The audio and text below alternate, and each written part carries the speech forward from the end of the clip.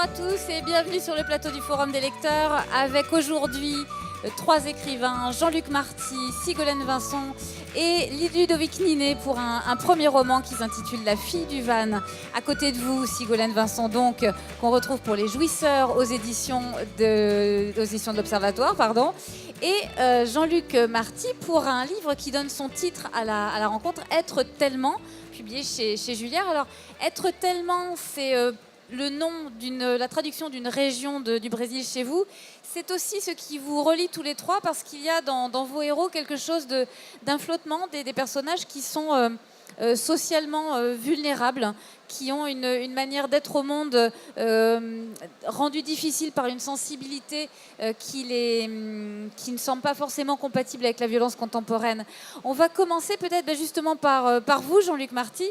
Donc dans Être tellement, il s'agit de 3 personnages, Louise, Antoine et Everton, qui sont tous les 3 donc, dans le Brésil, et qui sont tous les 3 qui vont, à travers une relation à 3, essayer de trouver sens à leur quête. Oui, c'est une forme de voyage intérieur. C'est pas du tout un voyage, c'est pas un récit de voyage sur le Brésil, c'est ça que je veux dire. Donc, c'est une forme de voyage plutôt presque immobile même, d'une certaine façon, dont la première partie se passe sur le rivage du Nordeste au Brésil, où on rencontre effectivement Antoine Delacour, qui est un type qui passe sa vie à courir un peu le monde pour son boulot, et qui a été victime qui s'est retrouvé dans un tremblement de terre au Bangladesh, et qu'on est revenu, j'allais dire, avec bien sûr un syndrome post-traumatique, c'est assez classique, mais là finalement n'est pas trop la question. Ce qui m'intéressait, c'est que tout d'un coup il n'avait plus les mots, qui étaient ses mots à lui, ses mots d'avant, et il n'y avait plus l'émotion qui recoupait ces mots. Et en fait, c'est quelqu'un qui se rencontre dans cette première partie du livre tout d'un coup, que quelque part, finalement, contrairement à ce qu'il imaginait, il était peut-être un être sans corps, mais aussi sans mémoire particulière, sans attache particulière, et sans raison d'être au monde véritablement. Et tout d'un coup, c'est ce qui se révèle. Alors qu'elle, Louise Fabre, elle est pianiste, elle est dans une fragilité intérieure totalement différente. Elle est, j'allais dire, un peu en rupture familiale. Elle a un véritable problème. Elle a un problème, bien, comme souvent, de relation à son époux. Elle est mère de famille. Elle a épousé un type qui est expatrié, qui vit à São Paulo, qui fait du business, qui tente de faire du business au Brésil. Mais elle est dans un rapport, en fait, à la jouissance, dont on se rend compte très vite que, pour d'autres raisons qu'Antoine Delacour, son corps n'a jamais été véritablement présent, j'allais dire, ni à celui des hommes, en fait, ni à sa propre existence à elle. Et ça, c'est quelque chose que le livre révèle dès la première partie. Everton dos Santos, lui, il est brésilien. J'allais dire, c'est une intranquillité un peu plus élémentaire, peut-être. Je me comprends quand je dis ça. C'est un ancien marin. Il a été plongeur. Il a travaillé dans l'offshore. Et il s'est lancé. Il essaye de se lancer dans le delta d'un fleuve, dans le commerce de l'aquaculture. Sauf que le Brésil est un pays très complexe, avec énormément de corruption. Il a beaucoup de mal il n'arrive pas en fait à lancer son exploitation de bassins de crevettes parce qu'il n'a pas les moyens tout simplement de faire venir l'électricité pour alimenter les pompes, etc. etc. Mais lui, ce qui se dessine en fait intérieurement, c'est tout d'un coup le retour d'une espèce de fin génétique qui est celle de tous ces migrants en fait de l'intérieur du Brésil qui viennent du Sertão, qui ont émigré dans les années vraiment 30-35, des années de sécheresse terrible, où ils sont morts par dizaines et dizaines de milliers sur les routes, où ils ont été parqués dans les camps. Et lui, ce qui remonte, en fait, dans son intranquillité forte sur ce rivage, c'est ça, c'est le retour de la faim, quoi. Ce côté très génétique, effectivement, de la précarité. Alors chez Ludovic Ninet, vous aussi, votre héroïne, elle est atteinte, elle aussi, d'un syndrome post-traumatique, comme l'un des héros principaux du livre de Jean-Luc. Racontez-nous un petit peu. Donc c'est une femme qui a choisi de devenir infirmière en Afghanistan pendant la guerre. Et pourquoi d'ailleurs? Est-ce qu'il n'y avait pas un traumatisme avant le départ? Alors voilà, c'est ça. Elle essaye de l'expliquer après qu'elle est partie, effectivement, et ses expériences en zone de guerre et en tant que personnel médical, elle l'explique très bien. Le personnel médical n'est jamais préparé à voir ce qu'il va voir en zone de guerre et ce qu'il a à soigner. Mais effectivement, ce qui la pousse à partir, c'est déjà une fêlure en elle, une énorme insatisfaction dans sa vie, une vie de famille qui ne la satisfait pas. Donc l'arrivée d'un premier enfant qui, pensait-elle, l'enchanterait et finalement la bouscule plus qu'autre chose. Et voilà, disons que elle est jeune, elle croit au discours officiel qui diffuse une pensée comme quoi cette guerre en Afghanistan est nécessaire, importante. Elle est entourée de jeunes militaires qui eux-mêmes y croient, et c'est pour elle une opportunité d'aller vivre autre chose. Malheureusement, cette autre chose va se révéler un désastre pour elle.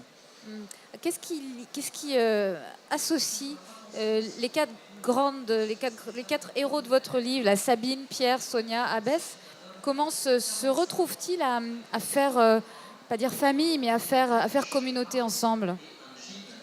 C'est à la fois, je dirais, un peu le fait du hasard de se retrouver dans la même zone géographique, mais ensuite, je pense que ce sont tous des personnages, vous disiez tout à l'heure, flottants, qui sont à la marge, qui ne trouvent pas vraiment leur place, qui ont vécu de fortes blessures, puisque Pierre est un champion olympique, champion à 22 ans, qui ne s'est jamais remis de ce succès.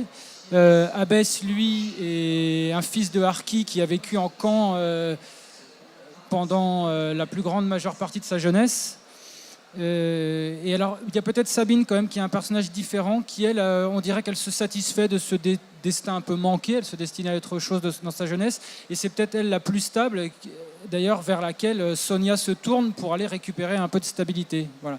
Et il se trouve comme ça, je pense que c'est leurs blessures presque qui s'unissent aussi, et je dirais quand même leur espoir. Ils ont tous quand même en eux un fort espoir dans la vie. C'est vrai que beaucoup de gens me disent que ce livre a des aspects très noirs, mais il est aussi compensé par une très grande force de vie, et tous en fait l'ont encore en eux. Et c'est en unissant cette force de vie les uns les autres qu'ils s'entraident, qu'ils espèrent rebondir. Sous-jacente, il y a la question du désir dans votre livre. Comment est-ce que fallait-il organiser le discours de chacun des personnages, enfin le rapport à la vie d'une certaine manière, pour faire surgir cette question-là? Qu'est-ce que vous appelez le désir? L'élan vital, en fait. Ah, l'élan vital, ouais. Je dirais qu'ils ont tous vraiment ça dans leur gène, en fait. On dirait qu'ils sont en lutte, ils pourraient abandonner, mais ils n'arrivent pas à abandonner. Comme si, quand même, la force de vie, elle est à chaque fois en eux, et elle ne leur laisse pas le choix. Il faut continuer à y croire. Il y en a deux quand même dans l'eau qui sont vraiment sur le point d'abandonner, qui n'en peuvent plus, mais malgré tout, ils sont portés. Et voilà, ça leur permet de s'unir. Il y en a un, Abbès, le fils de Harki, qui a vécu quand même une vie de délinquance, puisqu'il a fait beaucoup de prisons, des casses, etc. Et lui, on dirait qu'il a pris un peu de recul, et il peut être perçu un peu comme un sage qui vient justement aussi tempérer peut-être les grandes fluctuations d'humeur des deux autres personnages. Lui, pareil, il a un peu admis son destin, il a décidé de se poser, et il se dit que la dernière solution pour finir sa vie c'est justement de se poser. Et certainement que cette philosophie infuse aussi auprès des autres personnages.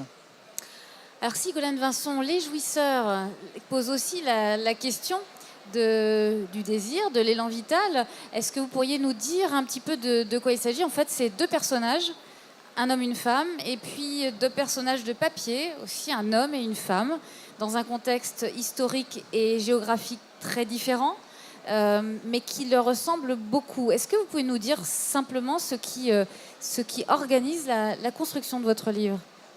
Alors, nous avons un couple, donc Olivier et Léonore, qui vivent à Mout, dans le Doubs.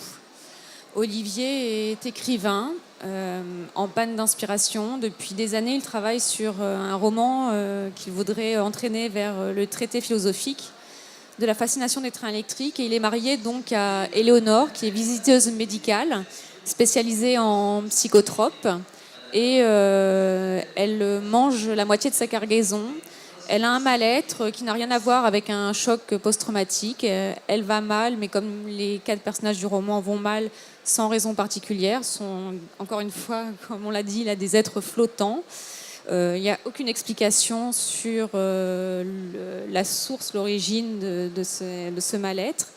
Et donc, par l'intermédiaire d'un personnage en bois, un automate, qui s'appelle l'écrivain, va s'écrire l'histoire d'un autre couple, Olé et Léonie. Donc les prénoms sont proches de ceux de Olivier et Éléonore. Et c'est le pendant, c'est presque le même couple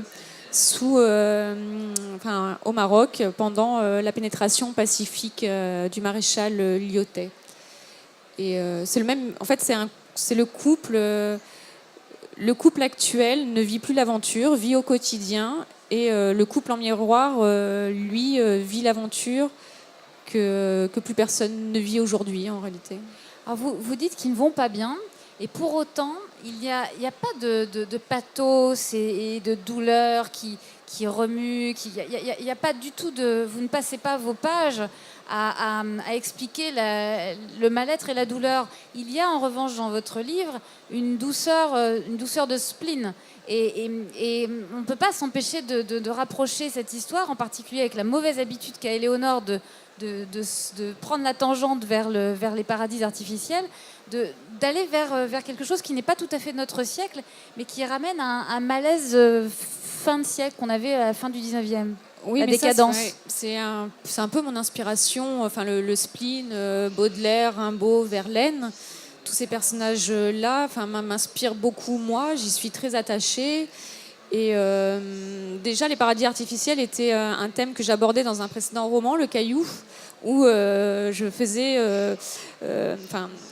j'inscrivais dans mon livre les paroles d'une chanson qui s'appelle Opium. C'est une chanson de vieux colons corses et de l'importance des paradis artificiels. Et dans ce livre-là, donc, il y a effectivement beaucoup de drogue, entre les psychotropes et la pipe à hashish des personnages au Maroc. J'évoque donc les salons où Isabelle Ebrard a pu beaucoup fumer d'opium. Et là, le spleen, du coup, c'est l'ombre de cette personne, l'ombre d'Isabelle Ebrard, qui est un peu le fil conducteur et pour moi, qui est l'incarnation du spleen, bien que cette incarnation soit juste une ombre et un fantôme de cette Isabelle. Alors, il y a un western, puisque l'histoire qui s'écrit dans le livre, c'est un western qui ne se situe pas aux États-Unis, encore que parfois on a l'impression de s'y retrouver, mais non, on est dans le désert marocain. Et curieusement, c'est là qu'on trouve le plus objectivement de vous, puisque la caravane Winterling, eh bien, vous avez un lien familial avec cette histoire. Parce qu'en fait, le roman qui s'écrit dans le passé, ça s'intitule La caravane Winterling. Et le personnage d'Olé est un Danois qui vient de Copenhague et qui suit les troupes du maréchal Lyautey avec de l'alcool frelaté, avec peut-être l'idée de rendre les troupes françaises aveugles. Et en fait, c'est parti d'une photo de famille où on voit un chariot, comme un chariot de Far West, tout à fait ce que vous pouvez voir dans les westerns. Et donc, à son bord, mes aïeux, la femme, Léonie, armée, qui va traverser Corse. Un western ne serait rien sans un personnage corse. Et donc voilà, c'est un peu, oui, effectivement, la famille. Et l'idée, parce qu'au moment où j'ai écrit ce livre, j'avais dit à Lisa, qui est là, mon éditrice, que je voulais écrire un western. Mais j'avais sûrement pas les informations nécessaires pour écrire un western qui se passerait effectivement dans le Grand Ouest.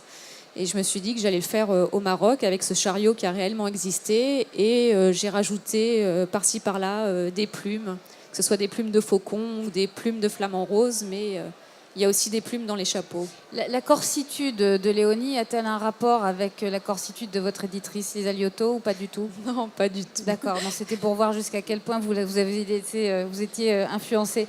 Jean-Luc Marty, on vient de parler du spleen et puis de l'élan vital, parce qu'on a aussi cette question du désir de l'élan vital, au sens libidineux, du terme chez vous aussi, Sigolène. Il y a ça, il y a quelque chose aussi d'un état de flottement qu'on peut rapprocher d'un spleen, même si la référence est différente chez vous. Et puis la question de l'élan vital, qu'est-ce qui va faire que vos personnages vont s'extirper de ce moment d'immobilité? C'est vrai que c'est difficile de parler de mon bouquin parce que, si vous voulez, il n'y a pas de trame linéaire. C'est-à-dire, on n'est pas dans une histoire avec un début, un commencement, une fin. Donc, c'est ce qui se rapprocherait effectivement de ce que j'ai entendu. Ce sont des gens... En fait, il ne se passe rien, si vous voulez. C'est-à-dire, il n'y a pas d'éléments extérieurs de l'ordre du fait divers, de je ne sais quoi, qui viendrait tout d'un coup brutaliser la vie de ces gens et qui donnerait source à une narration quelconque. Donc, comment, à un moment de sa vie, quand on est, alors je reprends le terme pour le coup, en état de flottement, puisque c'est leur cas, mais sans psychologie non plus, c'est-à-dire qu'on n'est pas on est dans une approche où ce sont des gens qui se gèrent à la seconde, mais qui surtout gèrent le silence. C'est-à-dire que faire avec le silence et que faire avec le silence à travers l'écriture, qu'arrive-t-on à communiquer entre nous ou dans le silence de l'autre. Donc c'est un livre en fait qui est assez silencieux, qui n'est pas forcément très très bavard. Et finalement, et comment faire avec le silence de la géographie, c'est-à-dire qu'est-ce qu'on peut saisir dans le silence d'une géographie, en l'occurrence le Sertan, par exemple, de l'état du monde, par exemple, d'aujourd'hui, ce qu'il est possible. Mais en quoi il y aurait peut-être une autre possibilité d'entrer en relation avec l'autre qui ne passerait pas par l'éternelle séduction habituelle, par l'éternelle sexualité habituelle, voilà, par autre chose. Alors, on pourrait dire que c'est un peu mystique, un peu sur le fond comme ça, mais c'est en quoi, voilà, en m'adressant au silence de l'autre et en quoi, en parlant à partir des miens, si tant est que ça puisse se faire et s'écrire, en quoi il y a tout d'un coup une espèce de relation flottante, on dirait dans la musique, qui est en syncope en fait du texte, c'est-à-dire que la narration elle est en syncope. Il y a des temps forts sur lesquels on retombe dans l'écriture, mais la narration, l'histoire entre les personnages est dans la syncope, un peu comme dans le tambour ou dans le jazz. Voilà, on est dans le temps en l'air. Pardon de vous couper, Jean-Luc. Là, vous nous donnez un propos d'analyse littéraire qui est passionnant. Précisons une chose, votre texte, il est sensible, mais pas intello. Ah non, C'est-à-dire pas du tout. Non. Ah oui, on n'est pas obligé de le boire, enfin de le lire avec un efferalgan. Ça prouve que j'ai du mal à parler de mon livre. Mais je suis là pour ça. J'ai un peu de mal. Non, elle a raison. Bien sûr, c'est écrit. Moi, c'est un livre que j'ai écrit avec l'émotion. C'est un livre d'émotion. Voilà. Donc, je l'ai écrit avec de l'émotion. Et l'émotion, moi, j'ai du mal à en parler. C'est-à-dire, j'ai du mal à vous faire un topo sur l'émotion. J'ai du mal à vous disséquer ça, voilà, avec des mots. Donc, c'est pour ça que j'écris. Voilà. J'écris peut-être en fait parce qu'on m'a chassé de mes émotions à un moment de ma vie et que je n'ai de cesse que d'essayer de les retrouver, ces émotions. Voilà. Donc, effectivement, ce sont des gens qui sont pris dans leurs émotions et on est dans un texte qui est toujours sur le fil, effectivement, comme ça, du rapport au monde et du rapport à l'autre, mais dans son registre émotionnel, sensible, voire très, très sensible, quoi. Justement, tous les trois, donc, vous avez des thèmes qui sont assez délicatesse dans l'approche que vous avez des humains qui composent vos personnages. Pour suivre ce que vient de dire Jean-Luc, est-ce que vous avez est-ce que le fait d'écrire a rapport avec les émotions pour vous, personnellement? Est-ce qu'il y a quelque chose que vous essayez de régler qui a rapport avec l'émotion ou plutôt la compréhension du monde? Est-ce que votre approche est plutôt intellectuelle ou plutôt sensible? Et vous n'aurez pas 2 heures pour répondre à la question. Moi, je dirais que c'est un mix des deux. Mais relire un livre qui a été écrit pendant de longs mois, le laisser reposer et puis le relire, par exemple, au moment où il va être publié, des fois, des connexions se font et c'est assez surprenant de se dire en fait voilà, ça c'est un trait de chez moi que j'ai ressorti comme ça ou c'est quelque chose que je comprends après coup. Et pour ce qui est des émotions, je pense que je suis vraiment collé à mes personnages en prise directe, en premier degré avec eux, avec ce qu'ils ressentent, les hauts, les bas, etc. Et en tout cas jusqu'à maintenant, j'ai eu besoin de ça moi pour écrire. Il y a une dimension sociale dans votre livre. Est-ce que c'est quelque chose qui vous tient à cœur ou c'est un contexte dans lequel vous avez inséré vos personnages? Non, ça me tient à cœur, vraiment. J'avais vraiment l'idée de m'intéresser à des personnages qui sont en marge ou en presque rupture, parce que la réalité de la vie, c'est aussi ça. Et j'ai besoin d'une prise avec le réel. Et voilà, je pense qu'il y a plein de romanciers qui font des très belles choses avec des gens qui ont des destins peut-être un peu plus faciles. Mais moi, j'avais vraiment envie de me coltiner à cette réalité-là qui n'est pas forcément évidente. Voilà. Et vous, Sigolène? Je dirais la même chose. C'est un mélange des deux entre l'émotion et l'intellect. Ensuite, je rajouterais, moi, l'électricité, les connexions synaptiques. J'ai fortement l'impression que j'écris par décharge électrique et effectivement, parfois, le sens m'apparaît après, beaucoup plus tard, et comme une évidence. Des fois, les mots s'enchaînent, les phrases sortent sous une impulsion C'est rimbaldien, ça. Oui, sûrement. Et donc voilà, ça sort de mon corps, de mon physique, de tout ce dont mon être est composé. Donc forcément, mon cerveau fait partie de mon corps aussi. Donc c'est un ensemble. Et voilà. Je pense que moi, dans mon écriture, il y a plus de ça que de mon intelligence, que de mon intellect à proprement parler, que de ma pensée structurée.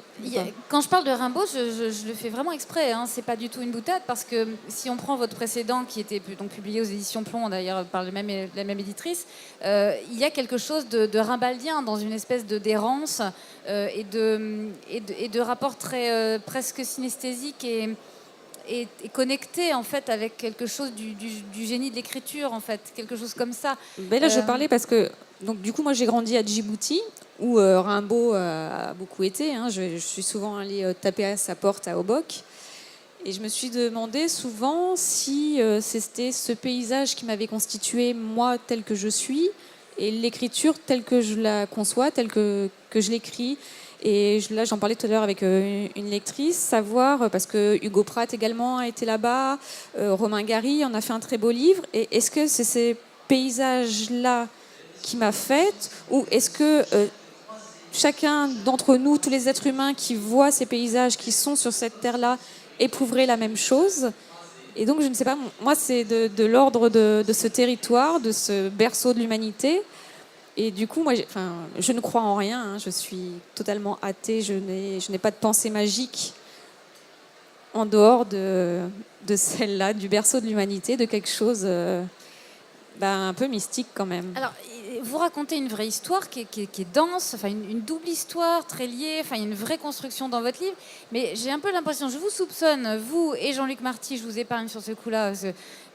Mais j'attends le deuxième pour vous pénétrer mes soupçons comme ça. Mais je pense que vous avez un rapport à la poésie, tous les deux, dans la façon dont vous abordez la langue et le travail sur la langue.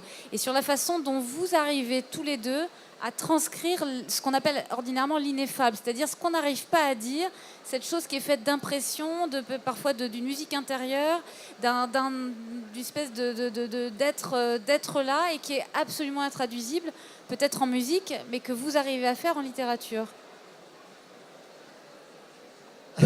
Oui, oui. Je réfléchissais par rapport à ce que Ségolène vient de dire. En fait, moi, ce qui m'intéresse, c'est le passage. C'est-à-dire, je me rends compte que j'écris finalement sur le passage. J'écris toujours des histoires de gens qui arrivent et qui partent. Donc, c'est en quoi... Alors, ils traversent une géographie et ils passent à travers une géographie. Et en quoi, passant à travers cette géographie, le Brésil, en l'occurrence, le Nord-Est et le Serpent, ils passent à travers eux-mêmes. Et qu'est-ce qui passe à travers eux-mêmes qui n'est pas annoncé, effectivement, lorsqu'ils débarquent là. Donc, c'est vrai qu'après, ça tient un fil pour le coup. Alors, peut-être... Moi, j'allais dire ce qu'il y a de poétique, peut-être, et c'est comme ça que j'ai lu, parce que je suis au milieu de... J'ai lu les 3/4 de son ouvrage, et ce que je trouve vraiment intéressant, ce sont peut-être des livres, c'est pas qu'ils soient poétiques dans la manière dont ils sont écrits, c'est qu'ils demandent, en fait, d'y entrer comme on entre... Ils demandent d'y entrer comme on entre dans un poème, en fait. C'est-à-dire d'entrer dans ces livres débarrassés de toute idée préconçue. C'est-à-dire qu'on n'entre pas dans le livre en se disant, voilà, on va lire une histoire avec une psychologie, avec des personnages, une narration au cordeau, et puis un espèce de suspense. On y rentre dans une forme de flottement, de liberté. Effectivement, quand on parle de Rimbaud, c'est-à-dire avec cette idée d'étoile, moi, j'en parle d'ailleurs à un moment dans le livre avec le marin, puisqu'un marin, ça peut naviguer aux étoiles, et effectivement. Donc, je suis l'étoile, Qu'est-ce qui se passe sous l'étoile ? Qu'est-ce qui se passe, où est-ce qu'elle m'amène, peu importe à la limite. C'est le temps du passage qui m'intéresse et comment ça passe entre nous. Et c'est finalement ces trois personnes, sans s'en rendre compte, chacun trimballe un corps mort à l'intérieur d'eux-mêmes, comme les marins parlent de corps mort. Ces pierres qu'on met au fond de l'eau et puis qu'on remonte pour que le bateau parte. Et eux, finalement, c'est une quête, c'est leur corps mort qui va remonter au fur et à mesure que le voyage et que le déplacement va se faire. Le corps de chacun, donc le corps plutôt charnier, politique, effectivement, du Brésilien, le corps sans sépulture du père d'Antoine, et finalement peut-être que ce mec court le monde et finalement à la recherche du corps de son père et comment il peut peut-être se réincorporer dans ce qui lui a échappé, et le corps effectivement de cette femme qu'elle va peut-être enfin trouver quelque part. Ségolène. Oui, pour la poésie, j'en reviens en fait au corps. Et quand on n'arrive pas à structurer une pensée ou à la définir comme il faudrait, que tous les mots que nous offre le vocabulaire et le dictionnaire français, il faut se débrouiller autrement. Et moi, dans mes goûts littéraires, j'aime ce qui est bien écrit, ce qui est une pensée exactement retranscrite. Mais en même temps, moi, comme je ne sais pas faire ça, ou parce que je sais pas, j'en éprouve pas le désir ou le besoin, en fait, je passe par l'impression. Et la poésie, en fait, naît de l'impression physique, en fait, qui me traverse et que j'ai envie de coucher sur le papier. En fait, moi, je crois que je suis très... La poésie, chez moi, en tout cas, naît d'une volonté physique, en fait, concrète, et comme un sculpteur, en fait. Moi, j'aimerais écrire comme on sculpte la matière. Et je crois que la poésie naît de ça, en fait. Vous y retrouvez un peu, non, quand même, Ludovic? Vous vous retrouvez un peu dans cela? Oui, je pense qu'il y a Je suis assez d'accord avec ce qui est dit sur parfois les mots manquent. Alors peut-être que moi, ma démarche, c'est peut-être d'aller en choisir un seul et d'essayer d'être peut-être très brut à ce moment-là. Et quand j'écris, j'essaie d'avoir beaucoup l'image de la scène que je suis en train de décrire. Et donc je pense que le lecteur fait pareil. Et parfois, peut-être un seul mot, s'il est bien trouvé, déclenche tout le reste. Voilà. Waouh, déjà une réflexion aboutie pour un premier roman. Ça promet pour la suite, Ludovic Ninet. Merci. La fille du van, publiée aux éditions Serge Safran, éditeur. À côté de vous, Sigolène Vincent. Merci. Pour Les Jouisseurs aux éditions de l'Observatoire. Et Être tellement de Jean-Luc Marty aux éditions Julliard. Merci à tous les trois. Merci à tous de votre attention.